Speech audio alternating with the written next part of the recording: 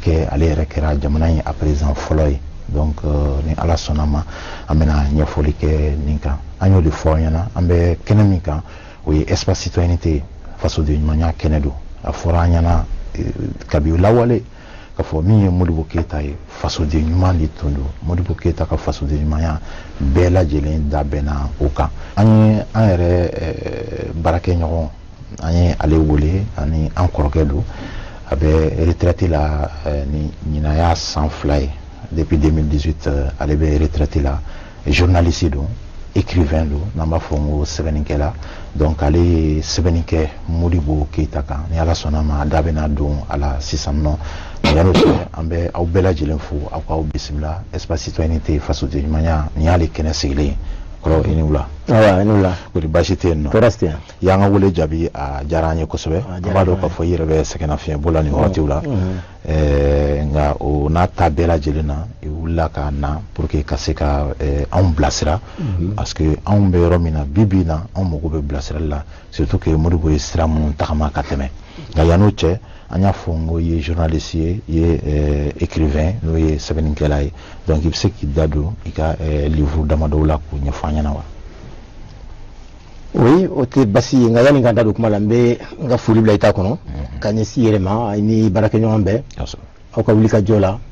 ani aw ye wele min bila ka ɲɛsin ma ko n ka na an k'an da don kuma la baro la ne hakili la baro min bɛ tali kɛ jamana ka ɲɛta siraw kan parce que n'i ko Modibo i ko faso Mali n'i ko Modibo i ko mɔgɔ min y'a ka diɲɛlatigɛ bɛɛ bɛn Mali ani farafinna ka bɔ nɔgɔ la a n'a ka yɛrɛma hɔrɔnya a y'a ka fɛn bɛɛ ɲɛsin o de ma ani bɛn ni sabati diɲɛ kɔnɔ parce que a ka kumakanw bɛ yen hali bi ani a ye kɛwale minnu fana kɛ o bɛɛ b'a yira k'a fɔ ko mɔgɔ de tun don a ma fosi bila mɔgɔya hɔrɔnya danbe taasi ala ɲɛsiranya a ma fosi bila olu ɲɛ. I ko effectivement n ye sɛbɛnni kɛ Modibo kan mais Modibo ka livre in o ye n ka livre sabanan de ye. N ka livre sabanan don parce que yanni n k'o sɛbɛn n tun ye livre 2 sɛbɛn fɔlɔ. Livre fɔlɔ n tun y'o sɛbɛn kalanso ani radio ni télévision baaraw de kan komi n yɛrɛ ye baara kɛ yan nɔ san 32 bon n ye o hukumu kɔnɔna la n ye hakilila minnu sɔrɔ n ye ko min ye n ye ko min faamu n ko bon a ka kan n fana ka o kɛ gafe ye min b'a to mɔgɔ minnu bɛ na n kɔfɛ n'u bɛ se ka kalan bon a n'a fili mana kɛ cogo cogo u ka se ka fɛn dɔ tɔmɔ a kɔnɔ min bɛ se k'u bila sira kan k'u bali fili la anw fili min kɛra anw fɛ donc filanan n y'o sɛbɛn kalan kan sabanan o tun ye Modibo ta ɲɛ alors naaninan n y'o sɛbɛn an ka proverbe kan zanaw n ye zana 5000 n y'o de ɲini k'o fara ɲɔgɔn kan ka kɛ mais farafinna bɛɛ zana de don dɛ bon naaninan n y'o ta devinette kan n talen bon sisan duurunan o fana bɛ yen nɔ o bɛ baara kɛ yɔrɔ la mais sisan n bɛ yɔrɔ min bi n bɛ 7nan de sɛbɛnna donc Modibo ta in de kɛra sabanan ye parce que o tun ye sabanan de mɔgɔ caman bɛ k'a lajɛ mɔgɔw b'u yɛrɛ ɲininka Tigete nin plateau kan ka kuma Modibo kan mun nana n'o sababu ye parce que tout simplement i ye sɛbɛnni kɛ a kan i ye ɲinini kɛ a kan donc an tun bɛ fɛ ka an da don o yɔrɔnin na donc mais mun de ye yɛrɛ bila ka sɛbɛnni kɛ Modibo Keyita kan. Bon min ye bila ka sɛbɛnni kɛ Modibo kan Modibo ka fanga tun bɛ bi wagati min o y'a sɔrɔ n tun bɛ ko faamuya n tun bɛ ko dɔw kalama bon n ye mouvement pionnier kɛ Modibo tile la o y'a sɔrɔ n tun ka dɔgɔ nka n y'a ye o waati la et puis Yusufa ni Ba olu bɛɛ tun ye politique mɔgɔw de u tun bɛ RDA la donc ne yɛrɛ ye Modibo ye ɲɛ la donc n y'a ka kumakanw mɛn kabini o wagatiw la ani a ye kɛwale minnu kɛ ani o wagati la an fitinin mouvement pionnier la an ka du kɔnɔ fɔlɔ ka bɔ yen n'an ka du kɔnɔ ka na école la ka bɔ école la ka na mouvement pionnier la u tun bɛ an bila sira min kan ne ɲɛ b'a la bi o sira tununa bon o sira tununi de nana ni gɛlɛyaw dɔw ye jamana ma bi parce que a wagati la anw tun bɛ maloya ko dɔw ma parce que an ɲɛ b'a la an masaw bɛ min kɛ ni o tun olu bolo o tun ye maloyama ko de anw ye misali ta olu de kan bon nya ka fo o ye min nya anw yɛrɛ ye ni ne ye makun kan ani mɔgɔ min y'o o taabolo don jamana yɛrɛ denw bɛɛ kɔrɔ ni ye makun kan hakili la a bɛ komi ka diɲɛlatigɛ la n ye ko dɔ jɛ et puis n y'a ye fana k'an to kalan na parce que n ye n ka kalan n kɛlen ka bac sɔrɔ yan nɔ Mali la n taara n ye kalan kunfɔlɔ kɛ Faransi journaliste kalan Paris n tilal'o la tuma min n taara journaliste kalan dɔ kɛ Russie jamana fana la Union soviétique dugu min bɛ yen n'u b'a fɔ ma Leningrad sisan u b'a fɔ ma Saint Petersburg n ye san 6 kɛ yen Paris n tun ye san 2 de kɛ yen bon o wagati ninnu na n y'a ye ko dɔ bɛ kɛla ko dɔ bɛ fɔra farafinw ma a tun bɛ n dusu kasi n bɛ misali fitinin ta bon n t'a fɔ dugu kelen min don walasa o dugu mɔgɔw kana na fitinɛ dɔɔni n tun bɛ examen dɔ la oral de tun don o examen in na n ka karamɔgɔ a ye question bila ko n y'a tiré bon n ye question ta tuma min yanni n ka jaabi a ko ma i jɔ fɔlɔ ne yɛrɛ bɛ e ɲininka ne ko n ko ayi bon a balila ne bi parce que ne tɛna ale jaabi ale b'a fɔ ko ale bɛ voilà ne ɲininka bon ne ko n ko wayi a ko mais i b'a dɔn mun na farafinna aw bɛ bɛɛ kɔ a balila na o ni n tun bɛ kalan min na ni ale b'o o ɲininkali baara dɔ kɛ n kun a n'o tɛ ale fana donc a balila na a yɛrɛ y'a ye ɲɛna k'a fɔ a balila na a ye n filɛ a ko i b'a fɛ n yɛrɛ k'a jaabi wa n ko ɔhɔn a ko aw bɛ diɲɛ bɛɛ kɔ farafinna parce que aw tɛ fosi la dɔn kɔ aw bɛ dɔn ni tɛgɛ de la aw bɛ baara la aw b'a kɛ la dɔn ye a digira n na o kɛra san jumɛn na o mɛnna dɔn o b'a sɔrɔ n bɛ kalan na farajɛ jamana la alors o ye hakilina dɔ nati n na ka miiri anw dun kabini an bɛ école la an fitinin ma a bɛ fɔ an ye ko l'Afrique tubabukan na ko l'Afrique est le berceau de l'humanité tout à fait ko mɔgɔya sun o bɛ farafinna de alors o ma wagati jan yɛrɛ bɔ n ka maître dɔ fana tun bɛ yen université la farajɛ jamana na toujours don dɔ a bɛ fɛn fɔra bon komi n'a ye leçon min n'a b'a dicté la kun n'an b'a sɛbɛnna a bɛ titre sɛbɛn a bɛ o numéro kɛ grand 1 un romain un arabe chiffre arabe bon an ni arabudenw dɔ tun bɛ ɲɔgɔn kan a y'i kanto arabuden ninnu ma a ko voilà a ye chiffre arabe in sɛbɛn petit 1 a ko voilà aw de fana ye nin di diɲɛ ma alors ne de kelen tun ye farafin ɲɛ la a ye ɲɛsin arabu ma k'a f'u ye arabuden 3 tun b'a la alors miirila n ko mais u dun b'a fɔ ko anw de diɲɛ humanité basée farafinna de n ko mun na nin bɛɛ bɛ kɛ tubabu bɛ fɔ ko tɔw de ye fɛn nati anw ma fɛn nati alors que Modibo tile la a tun bɛ fɔ an ye ko an ka da n yɛrɛ la ko dɔnniya min b'an na a ka gɛlɛn i k'o sɔrɔ yɔrɔ wɛrɛ a jɛlenya ni tilenya sira kan donc o bɛɛ ye n bila dusu ka dusu dɔ don la n ko bon fɔ n k'a dɔn Modibo an fitinin ma Modibo tile wagati la o tun bɛ min fɔ an ye Modibo yɛrɛ kɛcogo ni o tun tɛ est-ce que anw tun bɛ sɔrɔ cogo la o waati la min t'o ye ale binnen kɔfɛ anw y'a ye k'ale to fanga la a ye fɛn min ɲa t'an ye ka da n yɛrɛ la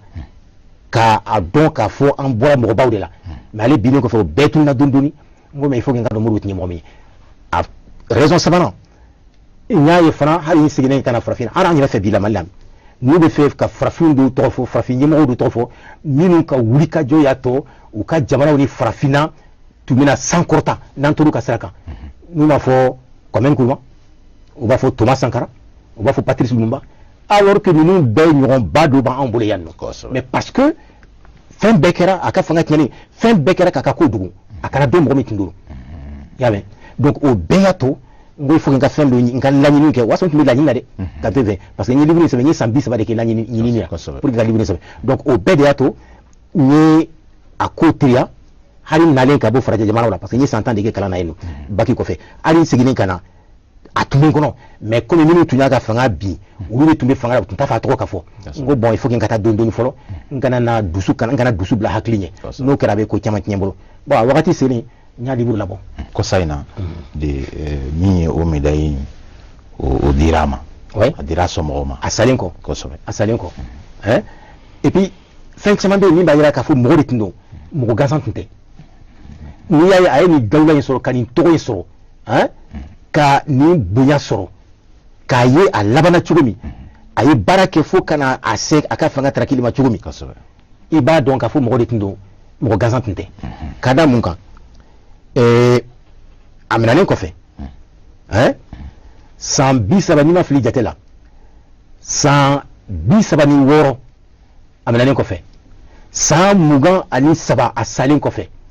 journal dɔ bɛ farajɛw bara enfin farafina a bɛ farafina tɔgɔ de la mais a bɛ dilanna farajɛw de bara n'a b'a fɔ ma Jeune Afrique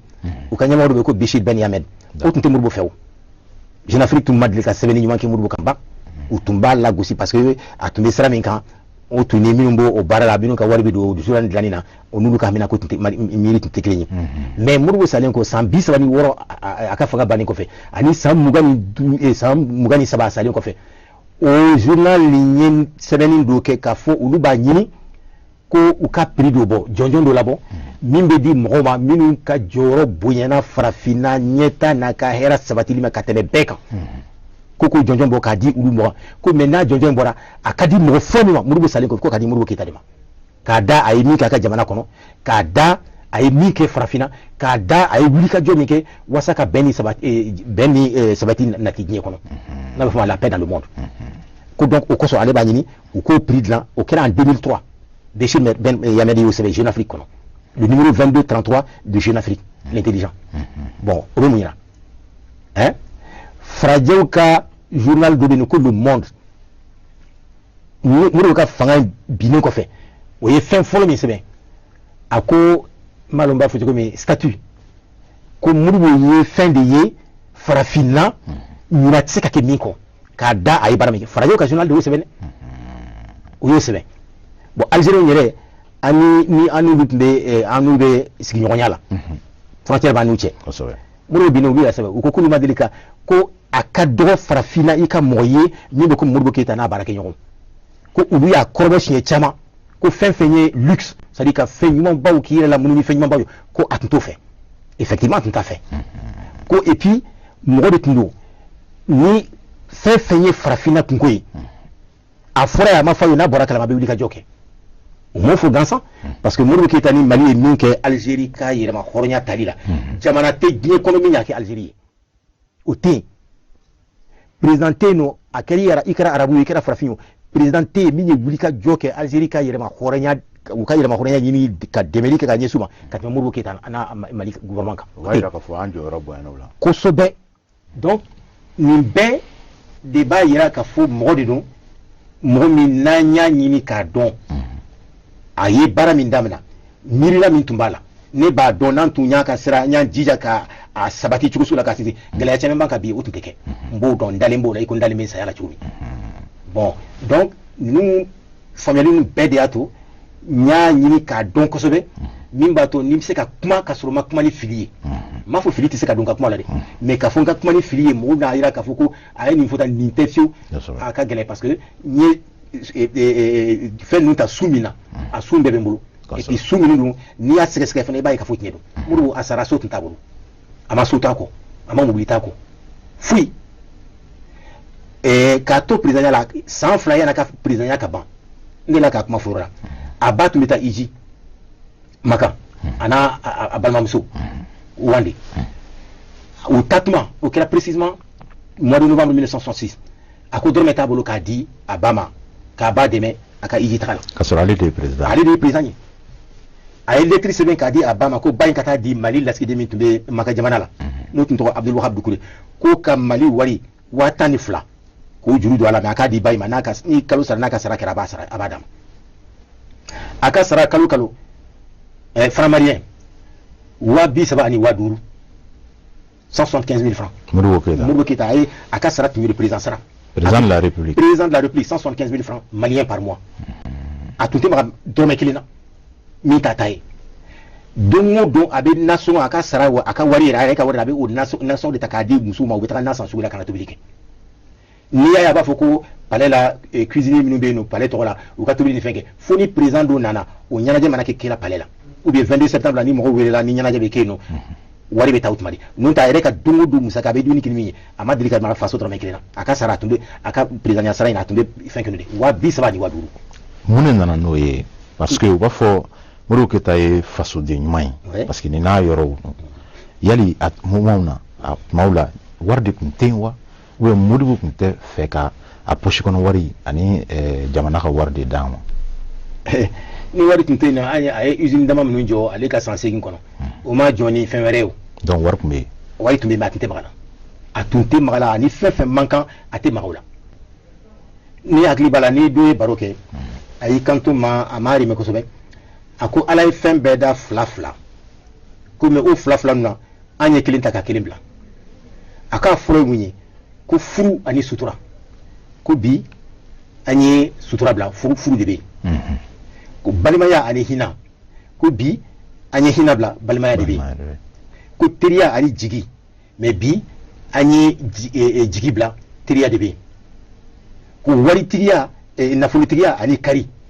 bi an ye kari bila nafolotigiya de bɛ yen ala ɲɛsiranya ani sali bi an ye ala ɲɛsiranya bila sali de bɛ yen kodɔn ani dɔnni an ye kodɔn bila dɔnni de bɛ yen donc ko nin bɛɛ bɛ mun yira ni mara cogo jɛngɛnna Modibo tile dun Modibo nalen fanga na u y'a ye k'a fɔ pour que ka jamanadenw na tile u ka baara kɛ ni jamana ɲɛta n'a ka sabatili min hakili ye f'i k'u ladamu de ladamu dun fɔlɔ ye mun ye i yɛrɛ k'a yira fɔlɔ i kɛcogo la e min ye jamana ɲɛmɔgɔ ye i kɛcogo la k'a fɔ i bɛ siran ka ko tiɲɛ min b'a to i kɔ i tɔgɔ jugu bɛ fɔ hali a minɛna don min n ko mɔgɔw k'a ma yanni a ka na kulukoro sira la a donna k'a fɔ ko coup d'état bɛ sen na a ka mɔgɔw yɛrɛ dɔw y'a f'a ye k'a fɔ ko a ka fɛɛrɛ kɛ komi u bɛ kulukoro sira dɔ bɛ min bɛ taa Moritani k'u ka fara ka taa n'a ye a ka garde corps dɔ y'o fɔ n ye o balolen bɛ hali bi min tun b'a nɔfɛ a don bato kɔnɔ ko a ko ale yan hali ni tasuma de bɛ Bamakɔ ale bɛ don n'ale ni bɛ to a la bɛ to a la ko n'ale siranna ka taa yɔrɔ wɛrɛ mun bɛ f'ale ale kɔfɛ taalen ɲɛ n'ale sara donc o ye de olu de tun b'a fɔ mais u b'a waleya ka fɔ sa ka fisa malo ye donc o b'a yira k'a fɔ Modibo tun bɛ sira min kan a sira kun ka ɲi yali a ɲɛna a bolo wa fasodenɲumanya ta fan fɛ mais ne hakili la o ma se ka hali fɔ yɛrɛ o n'i y'a ye bi a tɔgɔ commencera ka sankɔrɔta san 52 a ka fanga tiɲɛni kɔfɛ waati minnu nana fanga la a kɔfɛ n k'u ye fɛn bɛɛ k'a tɔgɔ yɛrɛ kana fɔ ni tun ye Modibo tɔgɔ fɔ waati dɔ la u tun bɛ bɛna k'i don kaso la ne m'a fɔ n ko nalen yɛrɛ tun b'a fɛ ka livre sɛbɛn mais o b'a sɔrɔ ninnu bɛ fanga la bon n ko n kana dusu bila hakili ɲɛ n bɛ n jɔ fɔlɔ fo n'a ko a waati sera n b'a sɛbɛn n'o t'a tun bɛ n kɔnɔ san 30 n y'o de kɛ ɲini na pour que ka livre sɛbɛn donc o bɛɛ bɛ mun yira o b'a yira k'a fɔ mɔgɔ min de don ale ye labɛnni kɛ cogo min ka ko la tilen ni o waati la bɛɛ b'a tɔgɔ fɔ ni tun taara waati o waati o Modibo tile la ka bɔ ka taa Mali kɔfɛ ni k'i ye maliyɛn de ye i ni bonya u b'i bonya pourtant bonya k'a fɔ wari caman b'an bolo k'a fɔ an ka jamana sebaa ye ka tɛmɛ bɛɛ kan mais an ka hɔrɔnya an'an ka danbe an bɔra mɔgɔ minnu na n'an ma olu falen foyi la an y'an sinsin olu ka mɔgɔya sira de kan o de y'a kɛ o tun bɛ kɛ la kosɛbɛ a yirala k'a fɔ Modibo Keyita n'a tun ye hakilina dɔ ta i b'a fɔ bɛɛ ka cotisation ni fɛn k'a yɛrɛ tun bɛ kɛ fɔlɔ ye il paraît que moment kɛra yɛrɛ a delila k'a ka salaire tigɛ ka contribuer olu n'a ɲɔgɔnna dɔw la oui o ma daminɛ ka président yɛrɛ la ale ye jamana de bila fɛn bɛɛ ɲɛ jamanadenw ka laɲini n'u ka sabati n'u ka hɛrɛ a y'o bila a yɛrɛ ni yɛrɛ ɲɛ a yɛrɛ ni a y'o jamana ka hɛrɛ bila ni ɲɛ ka da mun kan n'i y'a ma filɛ ka to politique ko baaraw la a commencera ka don jamanadenw kan ka mun fɛ pour que u ka hakili sɔrɔ u ka da u yɛrɛ la an ka se k'an bolo ɲɔgɔn ma ka yɛrɛma hɔrɔnya sɔrɔ mais pour que k'o baara kɛ o y'a sɔrɔ école karamɔgɔ de tun don a ye san 4 kɛ ka taa 1947 san 1947 ka taa bila san 1950 la san 4 a jɛra ka sara kɔ ka jɛ fɛn bɛɛ kɔ ka baara bila ka taa don jamanadenw kan k'u kuma ɲɔgɔn na k'u hakilinaw dɔn ka hakilina falen k'u kɛ min b'a to a bɛ se ka miiri natu la n'an bɛ wuli k'an bolo di ɲɔgɔn ma k'an ka yɛrɛma hɔrɔnya sɔrɔ a y'o kɛ o y'a sɔrɔ a ma na fanga la fɔlɔ ayi o y'a sɔrɔ a ma na fanga o ye de 1947 à 1950 bon hali o banni o san 4 dafalen sara tun tɛ d'a ma dɛ a bɛɛ tigɛra la a tun bɛ balo n'a muso ka sara de Mariam mais a y'o bɛɛ kɛ parce que a b'a fɛ jamana ka bɔ nɔgɔ la bon hali o san 4 dafalen a k'a bɛ san 5nan ta u k'a ma ko n'a ma segin ka na baara la u b'a gɛn ka bɔ baara la parce que sara u tun b'a ɲɛna n'a ye sara bila a tɛna se ka baara kɛ a tɛna se ka taa jamanadenw kan mais a tun bɛ tɔgɔma sen na yɔrɔ la a bɛ yirifaliw ka yɔrɔ la a bɛ saritiw ta yɔrɔ la a bɛ nɛgɛso ta yɔrɔ la ka taa don jamanadenw ka togodaw la ka kun fɛ mais u y'a ye k'a fɔ mɔgɔw commencera ka kunu a tɔgɔ bɛ fɔla yɔrɔ bɛɛ a nana tun k'a bɛ san 5nan ta farajɛw k'a ma ko n'a ma segin baara la n'a ka bɛ san 5 nan ta tuguni u b'a gɛn ka bɔ baara la o de la ka segin ka na baara la mais segin kana pour que k'a jɛngɛ Bamakɔ la u b'a miiri n'u y'a bɔ Bamakɔ a tɛna se ka baara ɲuman kɛ bon u y'a muté ka taa Kabara Tombouctou kɛrɛfɛ bon k'a to yen de o sen de fɛ ani Mamadu Alassane Aidara ye ɲɔgɔn dɔn u ye baara kɛ fo ka parti sankɔrɔta u tilala k'a la segin ka na Bamakɔ tuguni donc a yirala k'a fɔ faso jɔ yɛrɛ a siratigɛw la Modibo kun kɛlen don ka hakilina dɔw ta i b'a fɔ ka don dɔw ta bɛɛ ka bɔ ka fosew labɔ ka karew lasaniya sigida lasaniya ka bɛɛ lajɛlen ɲɛsi faso jɔ baara ma donc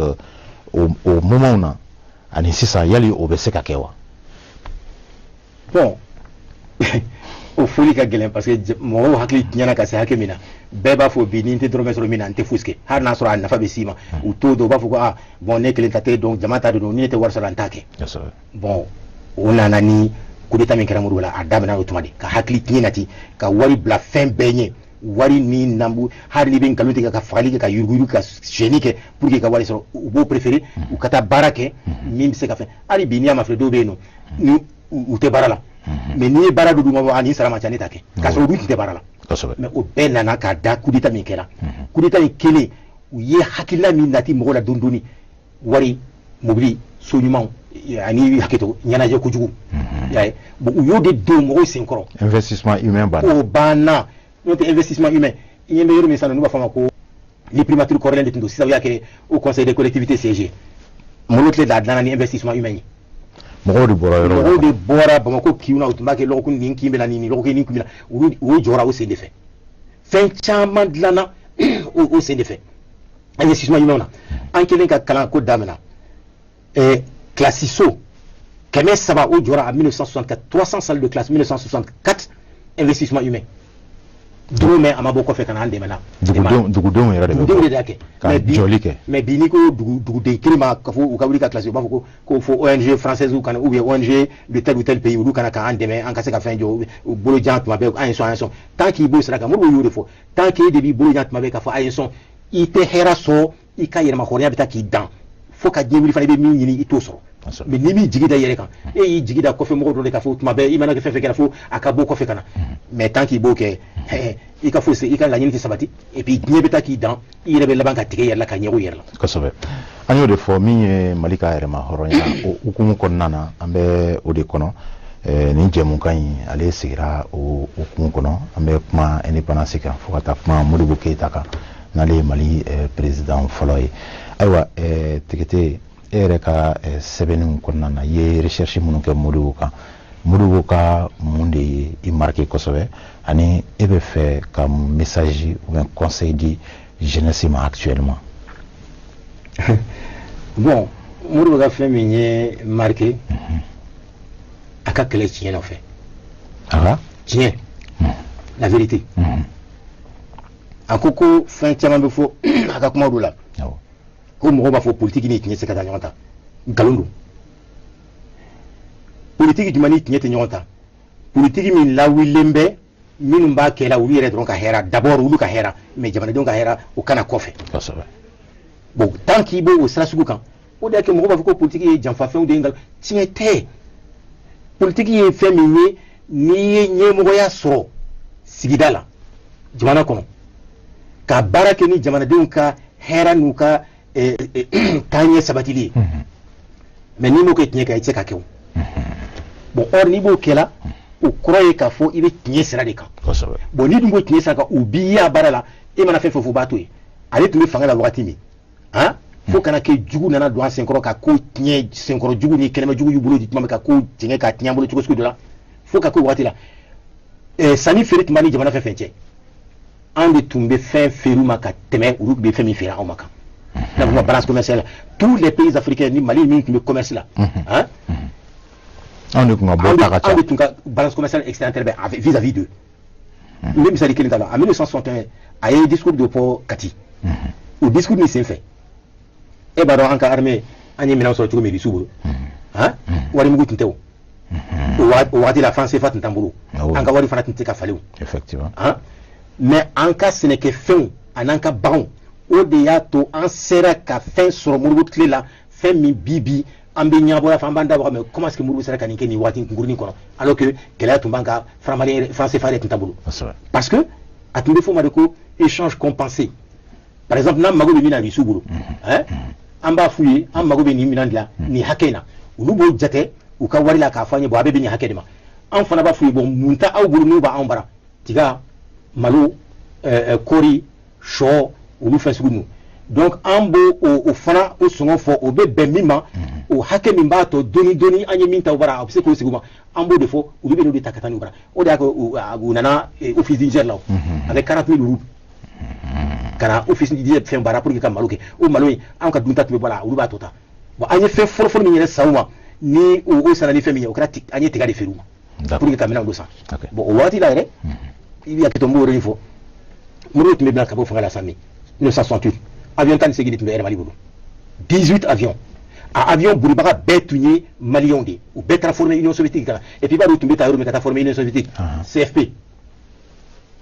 là on et les soviétiques nyande makojo ou tout le monde sortant de Qatar Russie là ka avion buri dingo bena avion buri d'accord d'accord train fana il y a le Euroba train on avait 25 locomotives coup d'état mais 25 locomotives et 300 wagons mais avec tout ma vie train bien avion bien ni beraji le famiara tegete woleli isera kenengon kona ajaranye kosobe yanga wole jabi ajaranye ambifu kosobe yana nga kodo nyona dakunya damado la dron mumbi bolo cassé jeunesse conseil pour la jeunesse. Conseil pour la jeunesse c'est que en kanyeni kanyere don anyere ba vote mabe jidon soudon yere don yonte mo ni fili jujoma il va ko bi kono fili peut-être mo kaw fin be bambulu pour kan kase ka bono la mais min kambulu don haklinyuma o de banje nous te fouite bina te Mali bolo napseka fouite bi ni amseka fo o dese bana ni bato ambambulu jan ko fe ko kason mais min dese bana nambambulu jan ko fe ko kason o ya haklinyuma de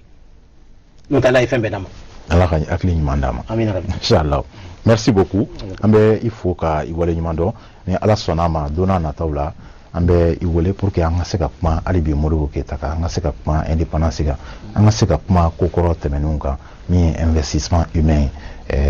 pour que on seka ke misalier enfien alna ma ke exactement mun temena kunu